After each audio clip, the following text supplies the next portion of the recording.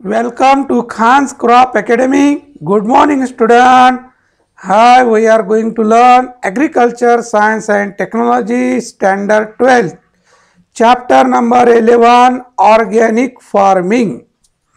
In previous lecture, explain the objectives of organic farming or aims of organic farming.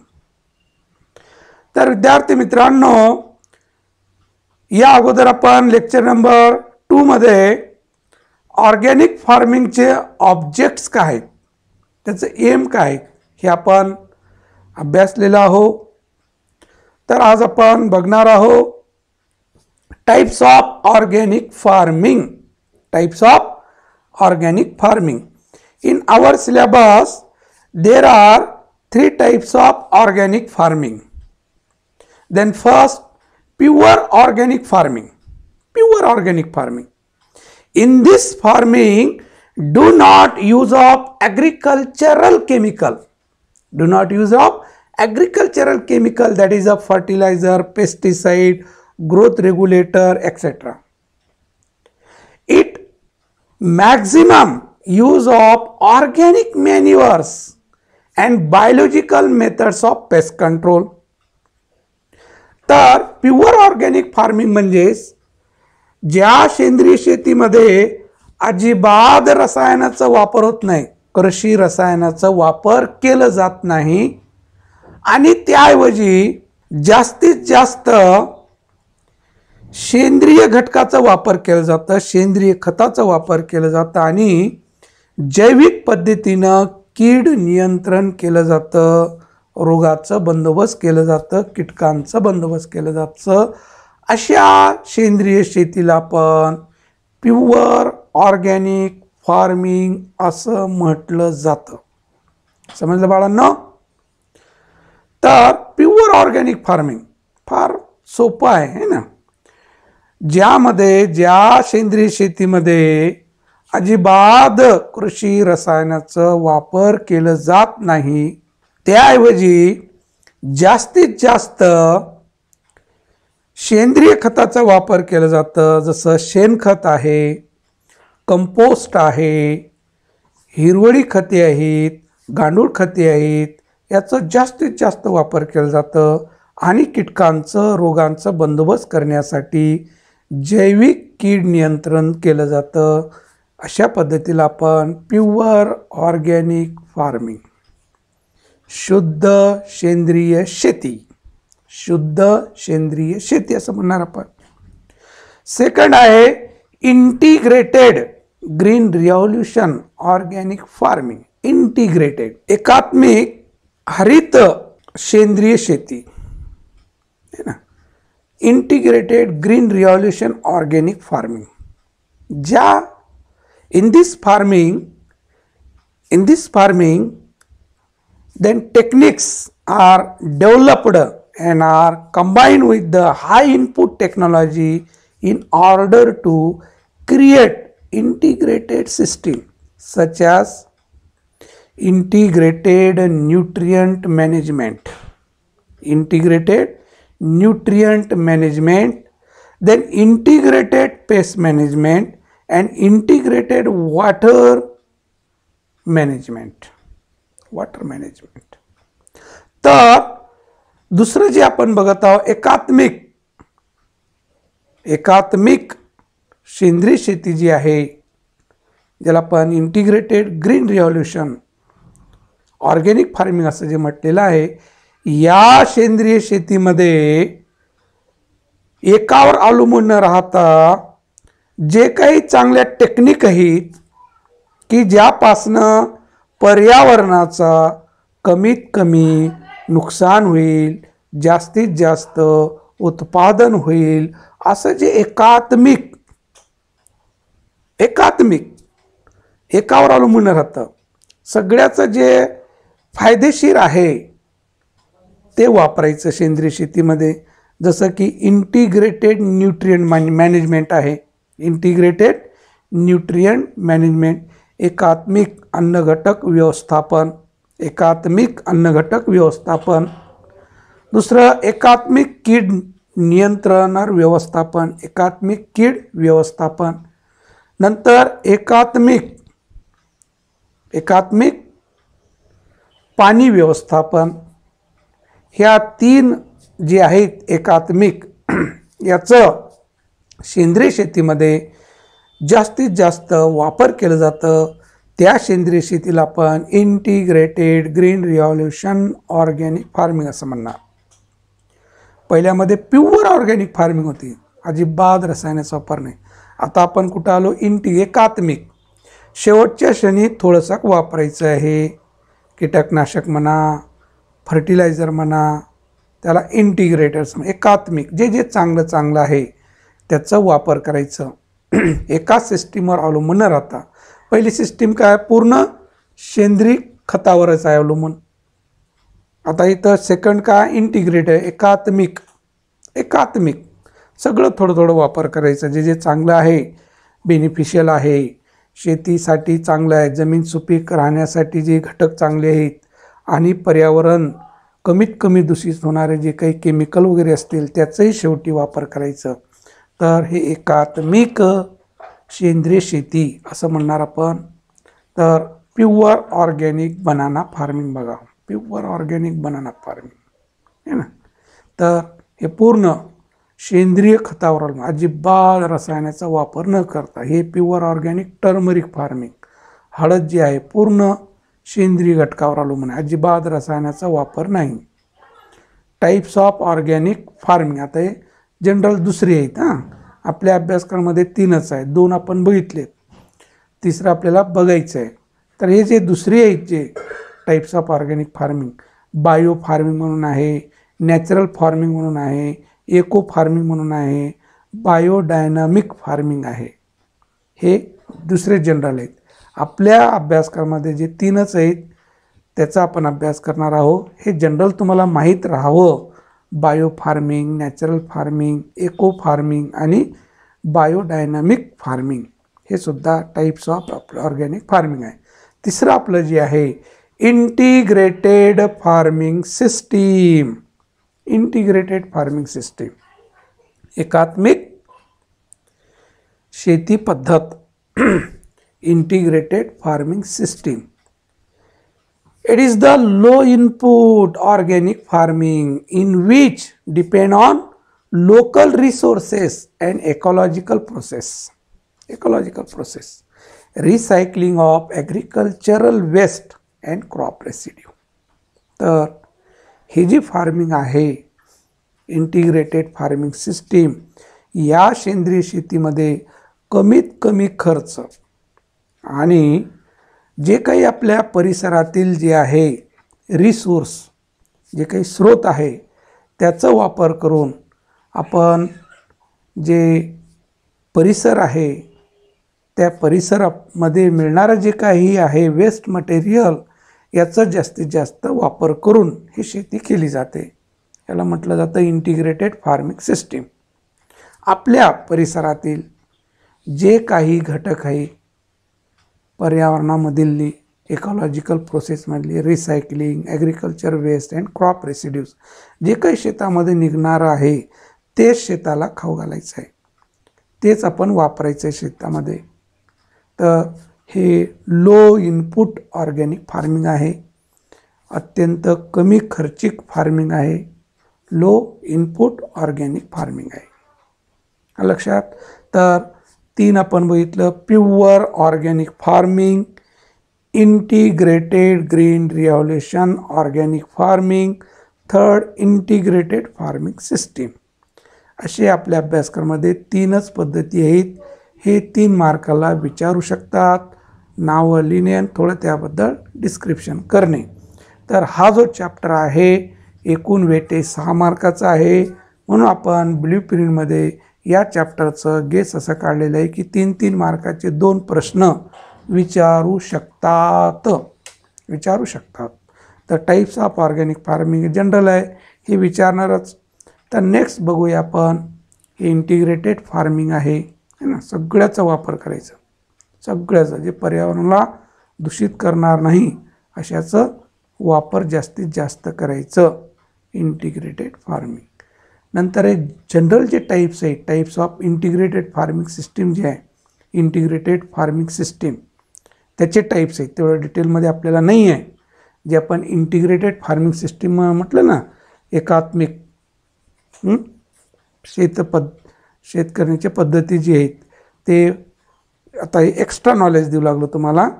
Crop लाईस्टॉक farming system, crop घ्यायचं, लाईस्टॉक, ह्या दोघांचं combination. हे काय झालं, कारण एकात्मिक आहे ना, सगळ्याचा वापर करायचा. तर पहिली सिस्टीम कोणती, पीक त्याबरोबर पशुसंवर्धन याचं मेळ. दुसरा आहे crop livestock fishery farming system. इथं 3 घटक आलेत नाही ना, क्रॉप आलं, लाईस्टॉक पशुधोरण आलं, आणि त्यामध्ये आणखीन फिशरीज, फिश कल्चर आहे ना, मत्स्यपालन, मत्स्य उद्योग ते आलं त्याच्यामध्ये.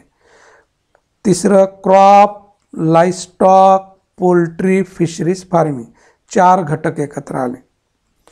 पिके आले, पशुसंवर्धन आलं, पोल्ट्री फार्म आला आणि फिशरीज आलं. नंतर crop poultry fishery, crop poultry fishery mushroom farming system.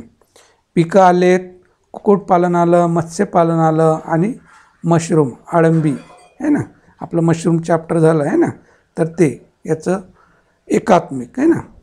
Crop next crop fishery duckery farming system. तर यामध्ये 3 घटक आलेत.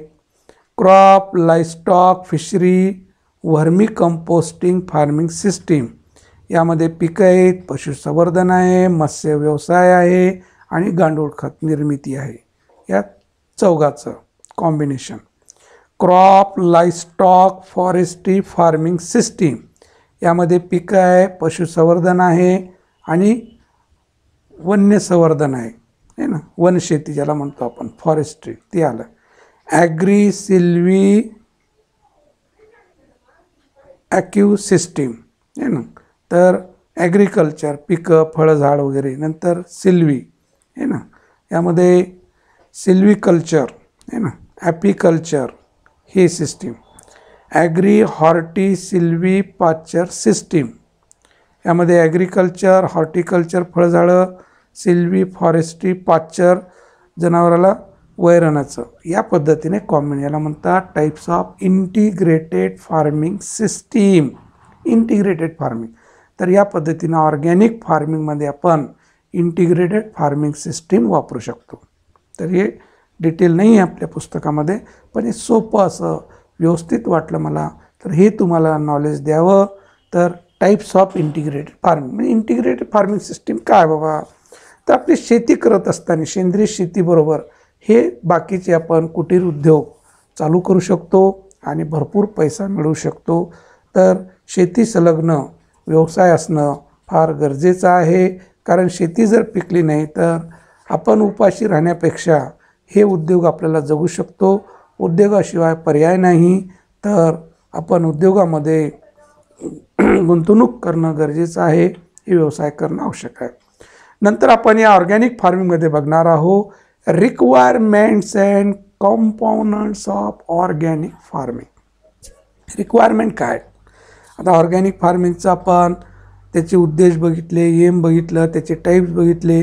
आता आपण बघणार आहोत की याला रिक्वायरमेंट काय पाहिजे. आता सेंद्रिय शेती करायची आहे तर कोणते घटक आवश्यक आहे सेंद्रिय शेतीसाठी. Components of organic farming, requirements and components. तर अगोदर आपण रिक्वायरमेंट काय त्याचे आहे ना, त्याला लागणारं काय आहे ते अगोदर बघू. रिक्वायरमेंट काय ते ऑर्गॅनिक फार्मिंगचे, तर पहिलं रिक्वायरमेंट आहे क्रॉप प्रोडक्शन प्लॅन. काय असणं गरजेचं आहे, क्रॉप प्रोडक्शन प्लॅन असायला पाहिजे.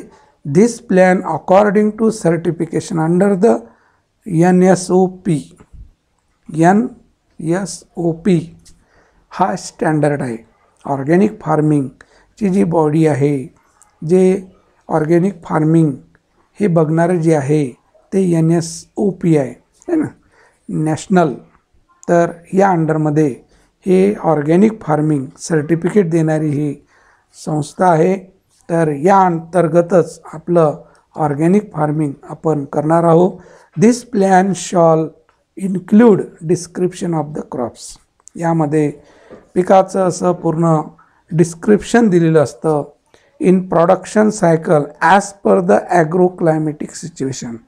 त्या भागामधलं जे ॲग्रो क्लायमेटिक सिच्युएशन आहे, जसं पश्चिम महाराष्ट्रामध्ये द्राक्षे चांगले येतात, विदर्भामध्ये संत्रा येतं, तर ॲग्रो क्लायमेटिक झोन्स आहेत, त्यानुसार त्या भागातलं प्लॅन असतं, क्रॉप प्रोडक्शन प्लॅन, की त्या भागामध्ये कोणती पिकं चांगल्या पद्धतीने येतात, त्यांना हवामान कोणतं सुटेबल आहे, या पद्धतीनं क्रॉप प्रोडक्शन प्लॅन असणं गरजेचं आहे. Description of practices and procedure to be perform and maintain.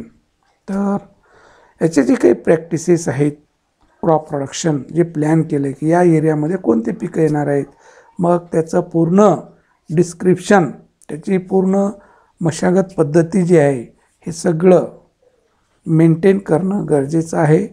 तर हे क्रॉप प्रोडक्शन प्लॅन, पहिलं रिक्वायरमेंट काय लक्षात ठेवायचं, क्रॉप प्रोडक्शन प्लॅन, कारण की 8 ते 10 रिक्वायरमेंट आहेत, लक्षात, रिक्वायरमेंट जास्त आहेत. तर पहिलं बघितलं आपण क्रॉप प्रोडक्शन प्लॅन असणं गरजेचं आहे. तर हे जनरल आहेत 5 स्टेप्स टू सर्टिफिकेशन.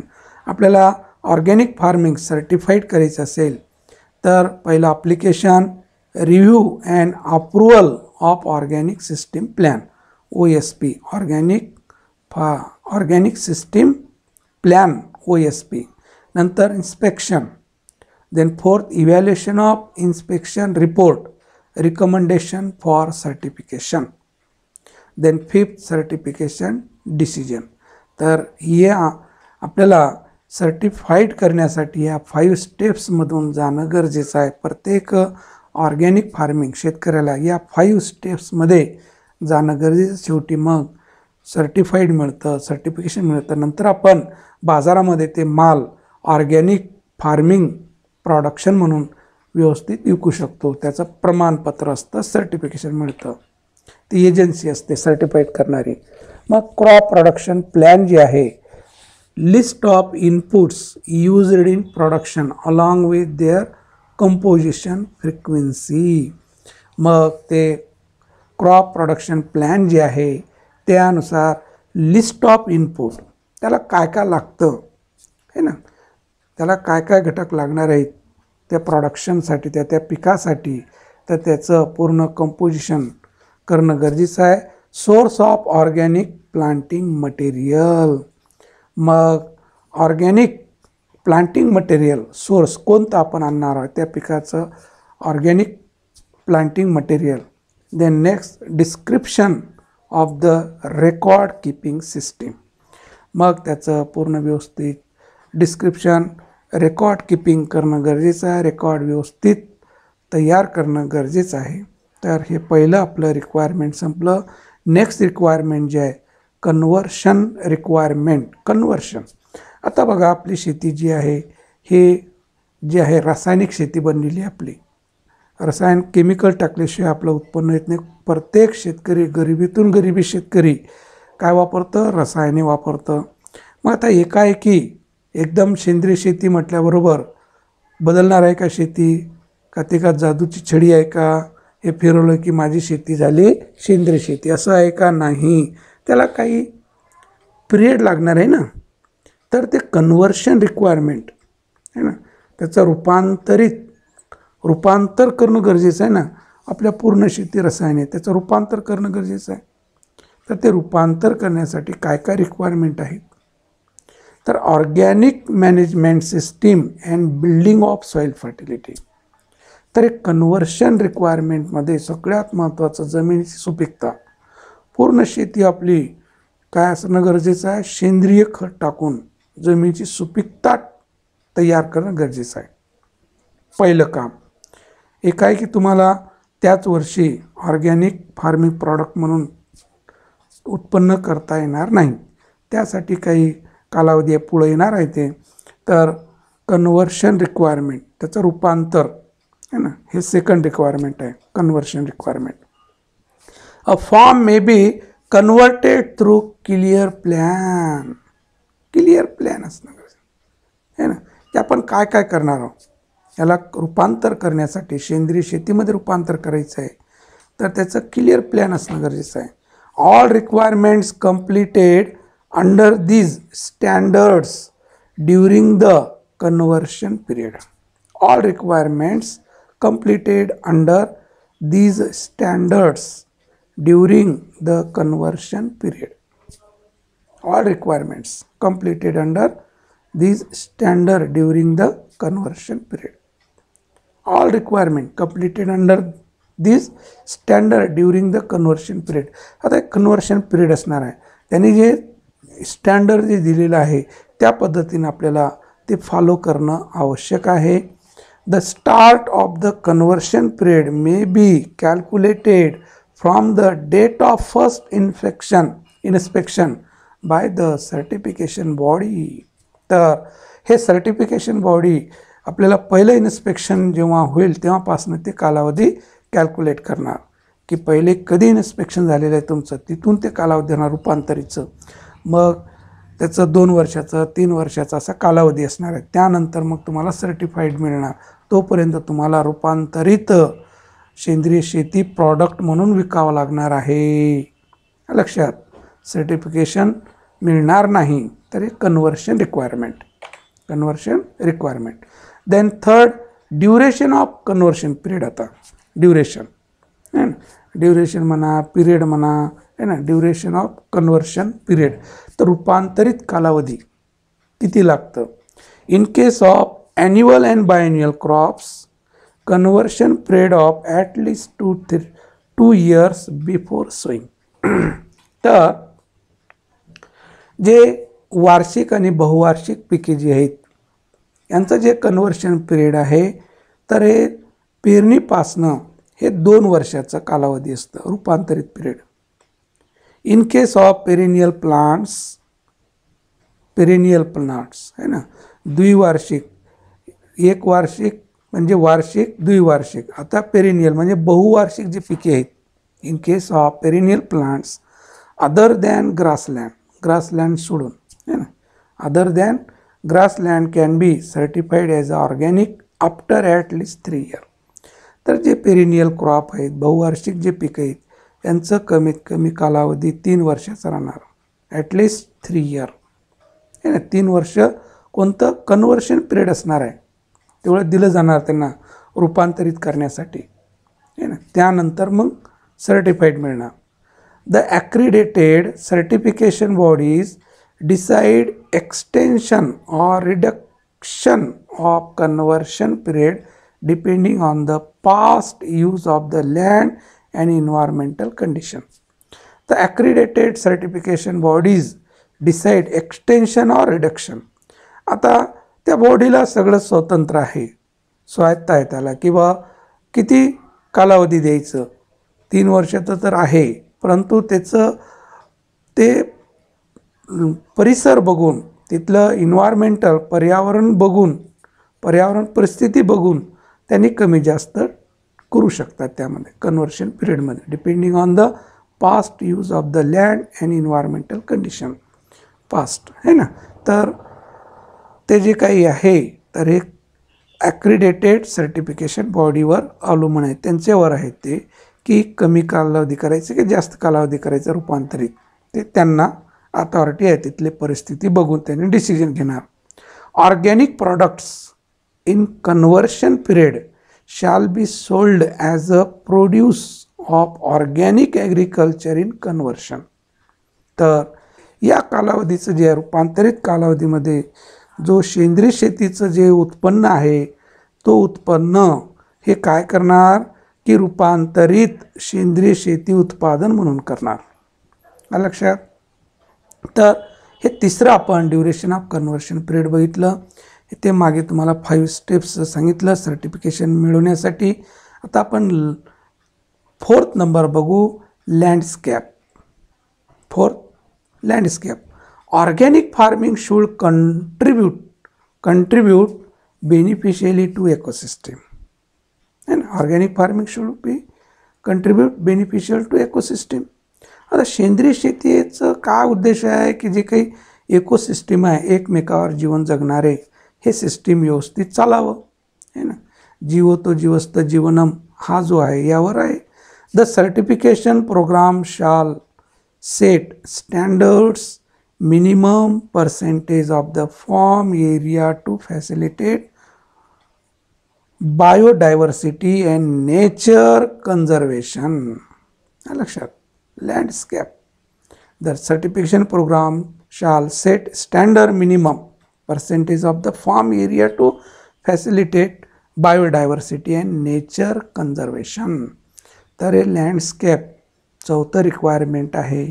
तर त्या परिसरातलं आहे ना, जे काही इकोसिस्टीम आहे, एन्व्हायरमेंट आहे, नेचर कन्झर्वेशन आहे, हे जे काही बायोडायव्हर्सिटी आहे, यावर ते लँडस्केप अवलंबून आहे. तर हे जे 4 आपण रिक्वायरमेंट बघितले आणि त्या अगोदर आपण टाईप्स ऑफ ऑर्गॅनिक फार्मिंग बघितलं. टाईप्स ऑफ ऑर्गॅनिक फार्मिंग फार महत्त्वाचं आहे आणि हे रिक्वायरमेंट फक्त इनलिस्ट करणं महत्त्वाचं आहे. 3 मार्कासाठी हे इनलिस्ट म्हणून विचारू शकतात की रिक्वायरमेंट काय, फक्त इनलिस्ट करायचं आपल्याला, लक्षात. तर विद्यार्थी मित्रांनो, तर बघत राहा ऑर्गॅनिक फार्मिंग. फारच नवीन आहे आपल्या भागामध्ये, तेवढं ऑर्गॅनिक फार्मिंग सिस्टीम सुरू झाली नाही. पश्चिम महाराष्ट्रामध्ये वगैरे याचं थोडं जास्त प्रभाव आहे. तसं शेती हे पश्चिम महाराष्ट्राची फारच आधुनिक आहे. तर विद्यार्थी मित्रांनो, बघत राहा ऑर्गॅनिक फार्मिंग चॅप्टर 11. तर विद्यार्थी मित्रांनो, इतरांना शेअर करा, सबस्क्राईब करा की जेणेकरून नोटिफिकेशन मिळत राहणार आणि तुम्ही व्हिडिओ बघत राहणार. विद्यार्थी मित्रांनो, थँक्स. जय जवान जय किसान.